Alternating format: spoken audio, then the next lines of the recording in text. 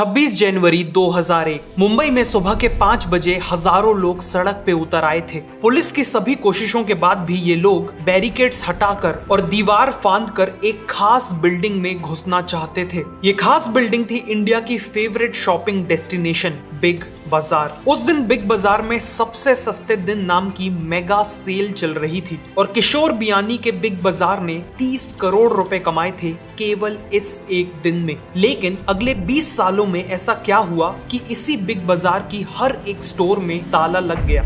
आइए जानते हैं इस वीडियो में। कहानी की शुरुआत होती है 1981 में। किशोर बियानी कॉलेज के फाइनल ईयर में थे और उनके फादर चाहते थे कि वो फैमिली बिजनेस ज्वाइन करें, लेकिन वो अपनी फैमिली बिजनेस ज्वाइन करके खुद को लिमिट नहीं करना चाहते थे। वो लाइफ में कुछ बहुत बड़ा बिल्ड करना चाहते थे। इसी दौरान किशोर बियानी ने देखा कि उनके एक कॉलेज फ्रेंड ने काफी यूनिक फाइबर से बने फैशनेबल ट्राउजर्स पहने हैं। ये स्टोन वॉश फैब्रिक था और उन्हें इसमें काफी पोटेंशियल दिखा। उन्होंने तुरंत जुपिटर मिल्स से स्टोन वॉश फैब्रिक का 200 मीटर का क्लॉथ खरीद लिया और शहर के गारमेंट मैन्युफैक्चरर्स को बेचने लगे। अगले 6 महीनों में ही उन्होंने लाखों का बिजनेस कर लिया था और यहीं से उनकी एंटरप्रेन्योरशिप जर्नी की शुरुआत हो चुकी थी। 1985 तक किशोर बियानी न केवल खुद के ब्रांड के फैब्रिक्स बेच रहे थे, बल्कि उन्होंने रेडीमेड ट्राउजर्स बेचने के लिए खुद का स्टोर भी खोल लिया था और उसका नाम रखा था पतलून। 2 साल बाद उन्होंने 7 लाख रुपए लगाकर मेंस वियर कंपनी की शुरुआत की, जिसमें उन्होंने खुद ही ट्राउजर मैन्युफैक्चरिंग स्टार्ट कर दी और अपनी नई ट्राउजर ब्रांड का नाम रखा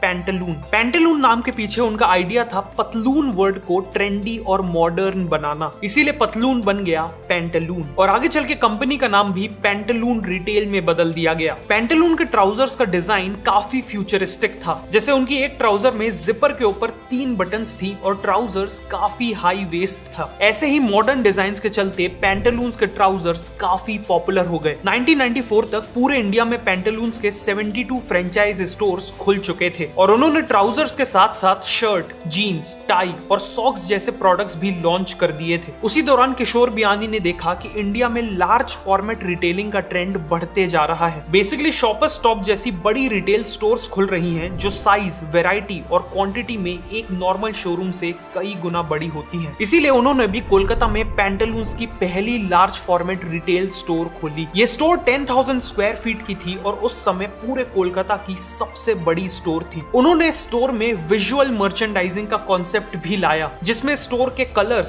साइंस, लाइटिंग और लुक एंड फील के थ्रू कस्टमर से कम्युनिकेट किया जाता है और अल्टीमेटली एक प्लेजेंट शॉपिंग एक्सपीरियंस दिया जाता है। ऑल्सो इस स्टोर में मेंस वियर के साथ साथ वुमेन और चाइल्ड वियर भी लॉन्च कर दिया गया था। सभी को लगा था कि गारमेंट्स के लिए इतनी बड़ी शॉप खोलना एक बहुत बड़ी गलती है, लेकिन पहले ही दिन वहां इतनी भीड़ आई कि सभी के ओपिनियंस गलत साबित हुए। इस अर्ली सक्सेस को देखते हुए 1999 तक पैंटालून्स के 13 मेगा स्टोर्स खुल चुके थे और अब किशोर बियानी इंडिया के फैशन रिटेल टाइकून बन चुके थे। लेकिन वो अभी रुकने वाले नहीं थे। उन्होंने देखा कि कस्टमर अपने टोटल एक्सपेंडिचर यानी अपने टोटल वॉलेट का केवल 8% ही क्लोथिंग में खर्च करते हैं और अगर उन्हें कस्टमर का 50% वॉलेट शेयर कैप्चर करना है तो उन्हें क्लोथ्स के अलावा बाकी आइटम्स में भी डाइवर्सिफाई करना होगा। इसी दौरान किशोर बियानी ने चेन्नई की सरवना स्टोर को विजिट किया। ये स्टोर 25 साल पुरानी थी, 5 फ्लोर्स थे और यहाँ क्लोथ्स, टॉयज, ज्वेलरी, अप्लायंसेस और ग्रोसरीज जैसे हर आइटम मिलते थे। सरवना का मॉडल था कम प्रॉफिट मार्जिन में बहुत ज्यादा सेल्स करना और किशोर बियानी के एस्टिमेट्स के अकॉर्डिंग ये एक स्टोर साल में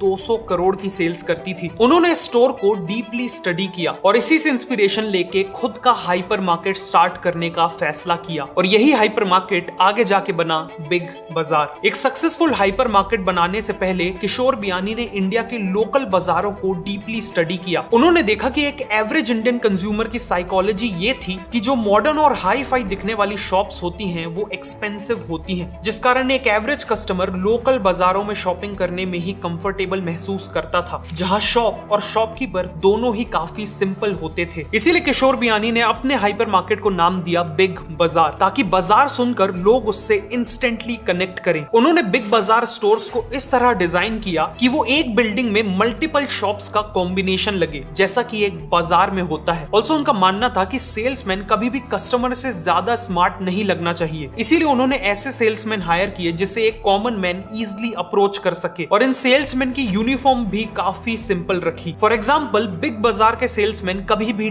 टाई नहीं पहनते थे। फाइनली बिग बाजार का मेन आइडिया था कि कस्टमर को यहाँ सबसे सस्ता और सबसे अच्छा प्रोडक्ट मिले।